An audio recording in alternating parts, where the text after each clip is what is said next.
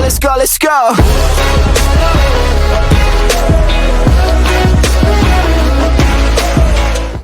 Before the record-breaking icons like X2, King Naka, Millennium Force, or even Fury 325, there were the pioneers, the coasters that started to break the records, and the coasters that are responsible for the rides we love and know today. And there was once a time where a singular coaster broke all the records for having the tallest, fastest, and longest ride the world has ever seen, and it was located at Six Flags Over Texas.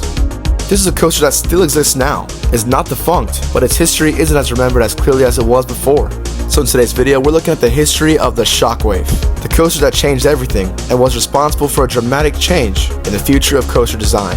Before we get started, if you're new here, welcome to the channel for all those thrill seekers. On JV Thrills, make all sorts of content related to theme parks and thrill rides, no matter where they're located. And if you're specifically a Texas enthusiast, this is your #1 source for Texas theme park news. So if you're interested, be sure to hit the like button, subscribe, and tap the notification bell to know when new videos come out of my channel.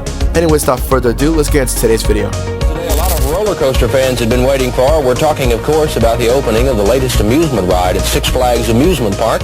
It's called the Shockwave. In the 1970s, the Six Flags company as a whole was still in its early days. We're talking the basics. During this time, there wasn't 17 Six Flags parks like we know today. There were only 2. The original Six Flags Over Texas, located in Arlington, Texas, and the more recent Six Flags Over Georgia, in Austell, Georgia. Despite these parks being fresh out of the gate, these rookies were not racking in rookie numbers, as specifically Over Texas had become the #1 theme park destination in Texas. And it's no surprise, as the park was literally changing history and doing what no other park has ever done. You see, leading up to this, Over Texas had been installing new attractions, but not just any new attractions. They were record breakers and world's firsts. Starting way back in 1963, just 2 years after the park had opened, Over Texas unveiled the all-new El Aserradero, the world's very first log flume attraction. That's right, it wasn't at Disneyland or any other park. Over Texas was the very first park to contain the very first log flume. And of course, that brought in the crowds. So when the creator and founder of Over Texas, Angus G. Wynn, saw the park's massive success in investing in unique attractions, later in 1966, they would do it again by working with aerodynamics to create what would be the world's first mine train coaster.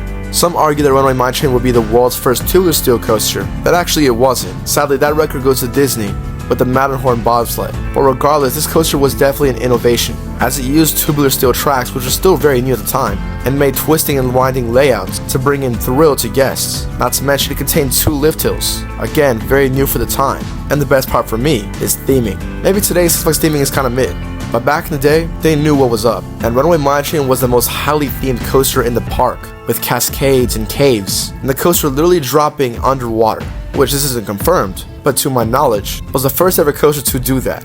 If you know one before 1966, comment down below. Regardless, Six Flags Over Texas was an innovator and inspired many. Without them, we wouldn't have log flumes. Without them, we wouldn't have mine trains. And it also wouldn't inspire other parks to create their own Disneyland close to home. And this motto of being the #1 innovator stick with Over Texas through the years. And this is when the 1970s comes around. In the 1970s, a shift started to happen towards Over Texas. A shift for more thrill rides. The park already contained a bunch of great attractions and rides. But during this time period, rides started to innovate, and coasters were now having capabilities of things they couldn't do before, like tight turns, big drops, and essentially the bigger the coaster, the better. So in 1971, Over Texas installed the all-new Big Bend, which was a steel coaster constructed by Schwarzkopf, the leader in the roller coaster manufacturing industry.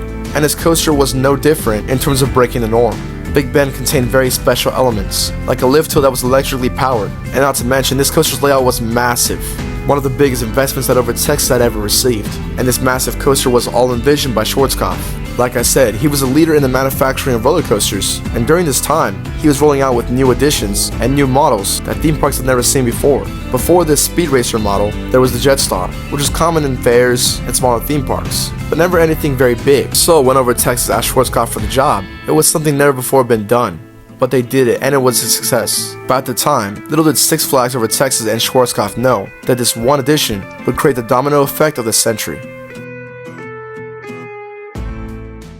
As the 1970s continued, Over Texas would continue to thrive by adding new additions, giving the park more expansions with brand new areas. But when it came to the roller coasters, they were seriously lacking. And in the late 1970s, the market for roller coasters had grown exponentially, with bigger and more wild additions. And with that said, clearly Over Texas needed a roller coaster, but not just any roller coaster. one that would break the records, have a high thrill, and be an innovator like its predecessors. But to create a big roller coaster like that, it wasn't solely about the investment, but also the creator, which was Schwarzkopf. And at this point, this company was very well known.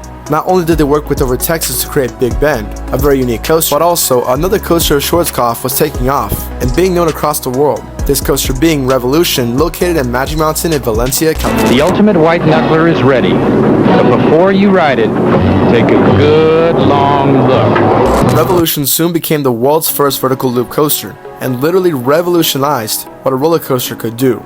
So when Six Flags Over Texas heard of this, they wanted the same kind of coaster at their park, but bigger and better.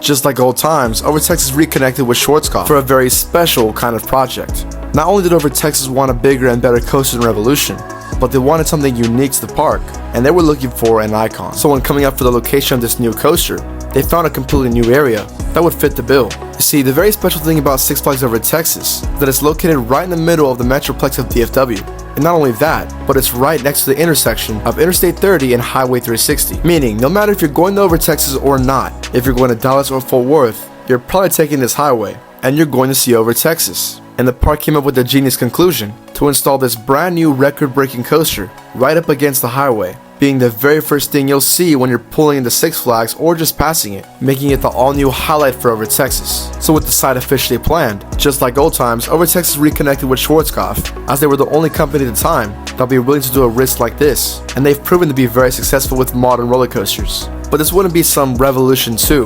This coaster was changing everything. It was specifically designed to be the world's tallest, the world's longest, and the first ever coaster to not only have a vertical loop, but 2 consecutive back-to-back loops, which was something never before been done. Now of course, inversions on roller coasters were seen before. For example, Corkscrew at Knott's Berry Farm, being the world's first steel coaster with inversions. But back-to-back vertical loops were something completely different and haven't been done before, as many believed it was too dangerous, considering the G-forces, or plainly that it wouldn't work. But despite the claims, in 1978, Six Flags Over Texas and Schwarzkopf shocked the entire world with the fittingly named Shockwave.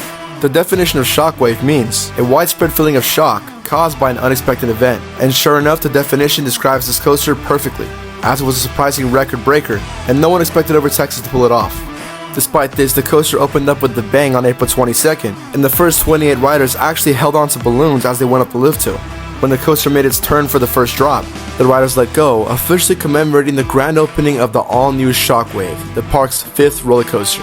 Standing at a height of 116 feet with a max speed of 60 miles per hour, with of course 2 inversions, this coaster became an instant hit for all the guests in the park, as it was the most extreme roller coaster in the park. Plus, the best part about Shockwave is that it wasn't only the inversions, it wasn't a one-trick pony. Shockwave also had a great layout at the end of the loops that would contain lots of airtime hills and some serious ejectors. Shockwave also opened with its fraternal twin, the Mindbender, at Six Flags Over Georgia. This coaster didn't have consecutive loops, but both of them were hits, and soon started to inspire many others, as the record of the world's tallest, fastest, and longest roller coaster wouldn't last long for Shockwave, as in a mere few weeks, Loch Ness Monster at Busch Gardens Williamsburg would take that title right away.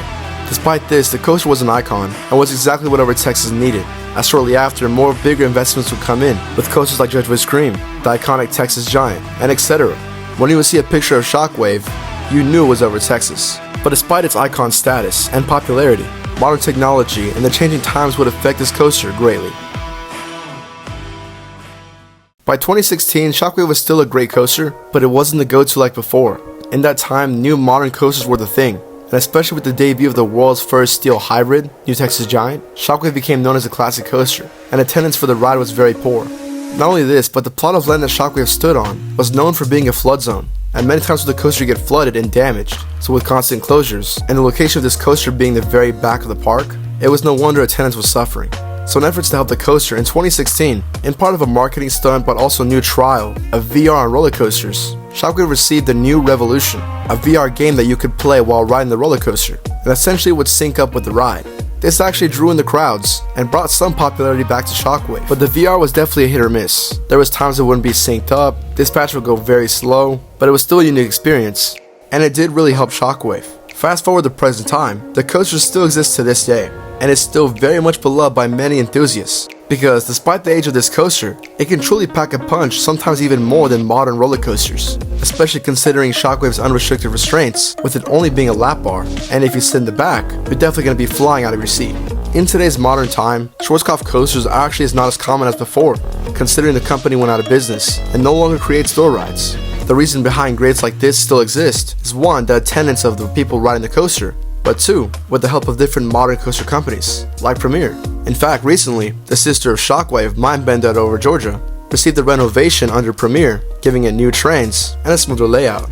Now of course, many have mixed opinions on this renovation, but the point is Shockwave is here to stay, and without knowing, Shockwave truly left a shockwave across the coaster industry, inspiring many to challenge their thrill level and create wild coasters that we know today, like X2, Pipeline, or etc. Without the pioneer coasters like Shockwave, no one would dare challenge the limits of physics to create a ride that can take you so high, take you so fast, and take you through a layout no other object could ever do, and still keep you safe. With that said, have you ever ridden Shockwave? And if so, what's your favorite part of this coaster? And if you've never gotten the chance to ride it yet, I definitely encourage you to ride it, as it's a great piece of history, but also a really thrilling attraction that still hits even today. Anyways, thank you for watching, and if you really enjoy these type of history videos, be sure to hit the like button and subscribe to see more like them. Without further ado, this is JB Thrills signing out.